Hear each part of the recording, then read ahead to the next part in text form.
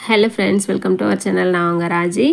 நம்ம சேனலில் போட்டிருந்த பிரம்ம முகூர்த்த பூஜையை பற்றி நிறைய பேர் பேசியிருந்தீங்க. எல்லாருக்கும் ரொம்ப தேங்க்யூ. நீங்கள் பண்ணுற வராகி பூஜையை எங்களுக்கு சொல்லுங்கன்னு சொல்லி கேட்டிருந்தீங்க. அதுக்காக இந்த பதிவு. இந்த வீடியோவில் வெள்ளக்கோழியில் வராகியோட முகம் ரொம்ப தத்ரூபமாக தெரியுங்க. இதில் வராகி கண் திறந்து பார்ப்பாங்க. அது யாரெல்லாம் நோட் பண்ணிங்கன்னு எனக்கு லாஸ்ட்டில் கமெண்ட் பண்ணுங்கள். வீடியோவை ஸ்கிப் பண்ணாமல் பாருங்கள்.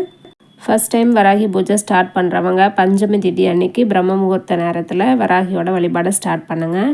தினமும் வராகிக்கு பூஜை பண்ண முடியாதவங்க செவ்வாய்க்கிழமை இல்லை வெள்ளிக்கிழமையில் பஞ்சமி திதி நாளில் வழிபட்டாலே முழு பலன் கிடைக்குங்க. வாழ்க்கையில் நிறைய கஷ்டம் இருக்குது, எல்லாம் முடிஞ்சு போயிடுச்சு, இனிமேல் இழக்கிறதுக்கு ஒன்றுமே இல்லை, கடனாக கொடுத்த பணம் இனி திரும்ப வரவே வராது, இந்த மாதிரியான நிலைமையில் இருக்கிறவங்க கூட வராகியை வழிபட்டு அதிலேருந்து வெளியே வந்திருக்காங்க. இந்த உண்மையை உணர்ந்தவங்களில் நானும் ஒருத்தி. சப்த கன்னிமார்களான பிராமி, மகேஸ்வரி, வைஷ்ணவி, கௌமாரி, வராகி, இந்திராணி, சாமுண்டி இவங்களில் பன்றி முகமும் பொண்ணோட உடலும் இருக்கிறவங்க தான் இந்த வராகி. எதிரிகளால் தொல்லை, துர்சக்தியால் தொல்லை, கடன் தொல்லைன்னு நம்ம வாழ்க்கையில் இருக்கிற அத்தனை பிரச்சனைகளையுமே ஓட விரட்டி அடிக்கிறவங்க தாங்க இந்த வராகி. நம்மள நிறைய பேர் இவங்களை வழிபாடு செஞ்சுட்டு இருந்தாலும் இந்தியாவில் காசியிலையும் தஞ்சை பெரிய கோயிலில் மட்டும்தாங்க வராகிக்கு தனியாக சன்னதி இருக்குது. பராசக்தியோட போர் தளபதியாக வராகி இருக்கிறதால வராகியை வழிபடுறவங்களுக்கு 3 உலகத்துலேயும் எதிரிகளே இருக்க மாட்டாங்க. இதை என் வாழ்க்கையில் வராகி வழிபட ஸ்டார்ட் பண்ண அன்றைக்கே புரிஞ்சுக்கிட்டேங்க. ராஜராஜ சோழனுக்கே வெற்றி மேலே வெற்றியை தந்தவங்க வராகி. இந்த ராஜுக்கு வெற்றியை தரமாட்டாங்களா என்ன? மற்ற கோயிலில் எந்த விழா உற்சவம் ஸ்டார்ட் பண்ணாலும் முழு முதற் கடவுளான நம்ம விநாயகருக்கு தாங்க முதல் பூஜை. ஆனால் தஞ்சை பெரிய கோயிலில் மட்டும் வராகிக்கு தான் முதல் பூஜை செய்கிறத வழக்கமாக வச்சுட்ருக்காங்க. வராகியை வழிபட நினைக்கிறவங்க கிட்ட கண்டிப்பாக 2 விஷயம் இருக்கணுங்க. கெட்ட எண்ணம் இல்லாத தூய்மையான மனசு, உண்மையான அன்பு. இது 2 இருந்தால் போதுங்க. வராகி உங்கள் பக்கம் எப்போவுமே இருப்பாங்க. வராகியோட பரிபூரண அருள் கிடைக்கணுன்னா உங்கள் வீட்டில் வராகியோட படம் இல்லைன்னா விக்கிரகம் வச்சு வழிபடணுங்க. விக்கிரகம் வச்சா ஸ்பெஷலாக கொஞ்சம் கேர் எடுத்து ஒரு சில விஷயங்களை ஃபாலோ பண்ணால் போதும். வராகியோட மந்திரங்களை தொடர்ந்து நம்ம வீட்டில் சொல்லி வந்தால் நல்ல மாற்றம் இருக்குங்க. பாசிட்டிவ் வைப்ரேஷன் இருக்கும். அதை நீங்களே ஃபீல் பண்ணுவீங்க.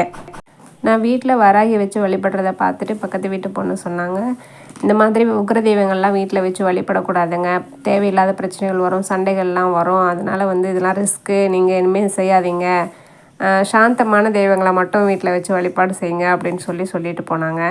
நான் கஷ்டத்தில் இருக்கும்போது எனக்கு கை கொடுத்தவங்க வராகி தாங்க. அதனால் அவங்கள எப்பயுமே சந்தோஷமாக வச்சுக்கணும், எப்பயும் குளிர வச்சு பார்க்கணுன்னு நான் ஆசைப்படுவேன்.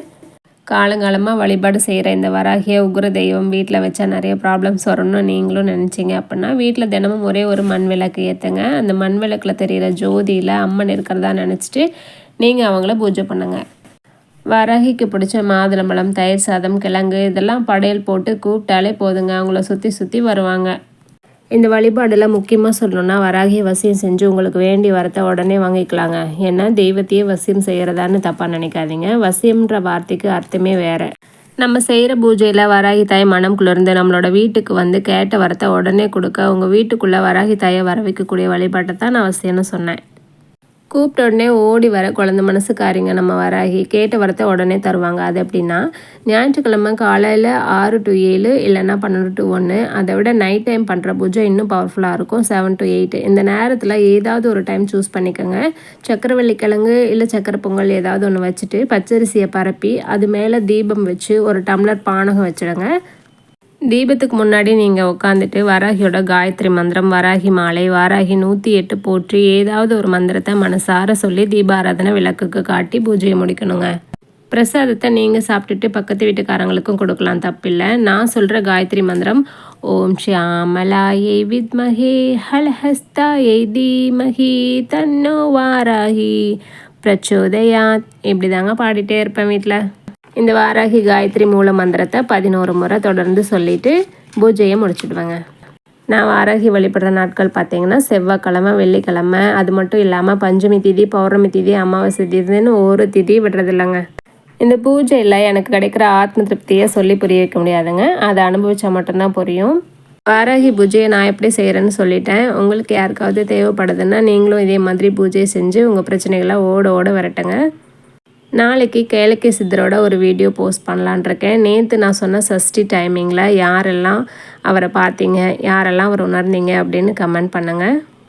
எந்த ஒரு திதியும் கடைசியாக முடியறதுக்கு 60 நிமிஷம், அதாவது 1 மணி நேரம் இருக்கு இல்லையா, அந்த டைமிங்கில் நம்ம என்ன வேண்டி கேட்குறோமோ, எந்த தெய்வத்துக்கிட்ட கேட்குறோமோ அது கண்டிப்பாக நடக்குங்க. எதையும் நம்ம தேடி போக தேவையில்லைங்க. நமக்கு தகுதி இருந்தால் அதுவே நம்மளை தேடி வரும். Thank you friends. சுகமே சொல்க.